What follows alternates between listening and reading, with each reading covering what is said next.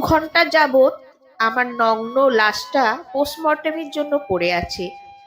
Police inspector Amal Ghosh আমার লাশটার দিকে তাকিয়ে নিজের মনেই হেসে বলে উঠলেন, এই বয়সেও বিয়ের শখ যায়নি।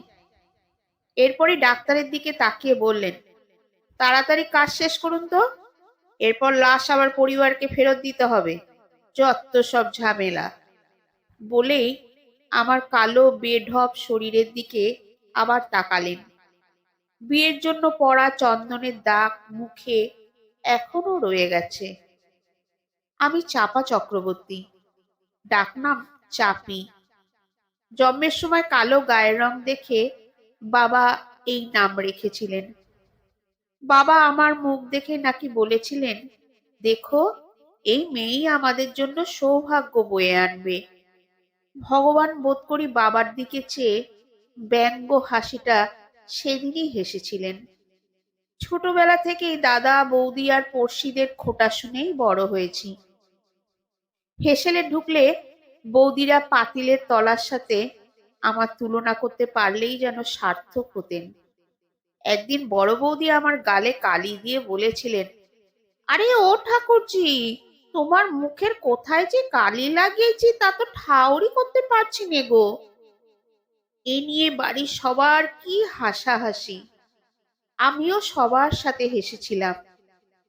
ওসব কথা এখন আর আমার গায়ে লাগে না। তবে মায়ের বোধহয় সহ্য হলো না। সারা রাত মুখে আঁচল গুজে কেঁদেছিলেন। জীবনে প্রথম ভালোবাসা ছিল রবিদা। ছোট থাকতে পাশের বাড়ির সুধা কাকিমার বাড়ি প্রায় দৌড়ে চলে যেতাম আর রবিদার কাছে রাজ্যের গল্প শুনতাম। প্রায় পাঠশালা ফাঁকি দিয়ে তার বই পড়তাম। একদিন রবিদা আমার হাত ধরে বলেছিলেন, হ্যাঁ রে চাপি, বড় হয়ে আমায় বিয়ে করবি? সেদিন লজ্জায় কিচ্ছু বলতে পারিনি মুখ ফুটে, ঘরে ছুটে এসেছিলাম। এরপর থেকে রবিদার সামনে যেতে ভারী লজ্জা পেতাম। তখন থেকে সেই ছিল আমার কল্পনার রাজকুমার। বড় হতে থাকি আর কল্পনার রাজ্য বিস্তৃত হতে থাকে। কল্পনার সবটাই ছিল রবিদাকে ঘিরে। ভাবতাম রবিদার কল্পনাও বুঝি আমায় নিয়ে। কিন্তু সে কল্পনা বেশি দিন টিকল না। যখন জেনেছিলাম আমার সই সহেলির সাথে ওর বিয়ে ঠিক হয়েছে, ছুটে গিয়ে রবিদাকে শুধিয়েছিলাম, তবে বললে কেন আমায় বিয়ে করবে? রবিদা ঘর ফাটানো হাসি এসে বললেন, সে তো মজা করেছিলাম। তোর মতো কালীকে কে বিয়ে করবে রে? আমিও রবিদার সাথে হেসেছিলাম। তাকে যে সত্যি ভালোবেসেছিলাম সেই লজ্জা ঢাকতে। ফিরে আসার সময় নির্লজ্জের মতো হাসতে হাসতে বলেছিলাম, রবিদা, তোমার বিয়েতে কিন্তু আমায় একখানা লাল পেড়ে শাড়ি দিতে হবে বলে রাখলাম। রবিদা সে কথাখানা রেখেছিল। শাড়িখানা পরে নিজেকে আয়নায় অনেকবার দেখেছিলাম। সত্যি রবিদার পাশে আমি বড্ড বেমানান। কি রাজপুত্রের মতো চেহারা ওর। খুব কেঁদেছিলাম সেদিন। ভগবানের উপরও বড্ড রাগ হচ্ছিল। আমার দাদা দিদিরা তো কত সুন্দর, আর আমায় গড়ার সময়ই বুঝি ভগবানের সাদা রঙের কমতি পড়ল। বাবা আমার বিয়েরও তোড়জোড় শুরু করলেন। 15তে পা দিয়েছি, এখন বিয়ে না দিলেই নয়। কিন্তু একখানাও বাবার পছন্দ মতো প্রস্তাব আসে না আমি কালো বলে। কোনো ছেলের 2 বউ, কারোর বয়স বাবার চেয়েও বেশি, কারো আবার পণ বেশি চাই। বৌদিরা বলাবলি করে, ঠাকুর মশাই ঠাকুরজির জন্য কোন রাজপুত্রের আশায় বসে আছে গো? যে গায়ের রঙের ছিরি। আস্তে আস্তে আমার বয়স বাড়তে থাকে। বয়স 25-এ এসে ঠেকেছে। ছেলে পক্ষের সামনে নিজেকে হাজির করতে করতে আমি বড় ক্লান্ত। কোনো শুভ অনুষ্ঠানে আমার যেতে বারণ। পাছে তাদের কোনো অমঙ্গল হয়। আমি যে অপয়া, অলক্ষী। 25-এ এসেও একখানা বর জুটোতে পারলাম না। সবচেয়ে বেশি কষ্ট পেয়েছিলাম যেদিন বড়দিদি ওর মেজ মেয়ের বিয়েতে আমায় ছাড়া সবাইকে নিমন্ত্রণ করেছিল। আমি একখানা শাড়ি ঠিক করে রেখেছিলাম ওর বিয়েতে পরবো বলে, কিন্তু বিয়ের দিন শুনি আমার নেমন্তন্ন নেই। এ কথা শুনে মাও আর যায়নি।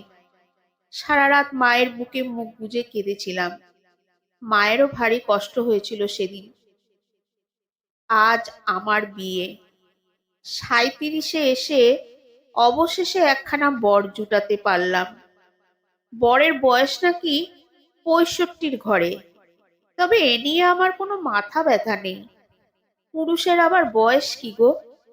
তাছাড়া শুনেছি সে নাকি ভারী সুপাত্র, যদিও তাদের দাবি একটু বেশি, ১০ ভরি সোনা আর নগদ ৫,০০০ টাকা। কি জানি দাদারা জোগাড় করতে পারলো কিনা। মা যদিও রাজি ছিলেন না, কিন্তু বাবা স্বর্গে যাওয়ার পর মায়ের কথার কোনো মূল্য নেই এখন আর এ বাড়িতে। দাদা বৌদিরাই সব। আমার সাজানো শেষ। লাল বেনারসি আর চন্দন, কালো চামড়ার উপর সাদা চন্দনটা ভারী চোখে পড়ছে। ঠোঁটের লাল রংটাও কেমন বেমানান ঠেকছে। এ নিয়ে আমার কোনো চিন্তা নেই। শেষ পর্যন্ত বিয়েটা তো হচ্ছে। এখন আর আমায় কেউ অপয়া অলক্ষী বলবে না, কালো খোঁটা শুনতে হবে না আর। বর চলে এসেছে, সবাই খুব হইচই করছে।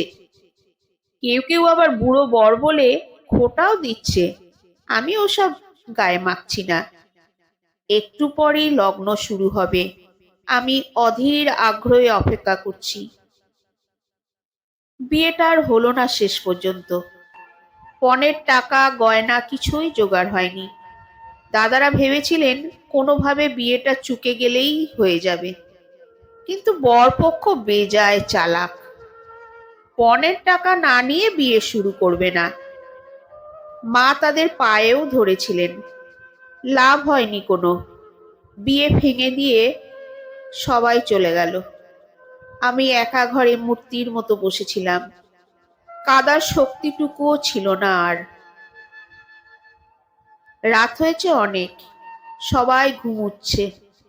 মা বোধহয় পাশের ঘরে বসে এখনো কাঁদছে।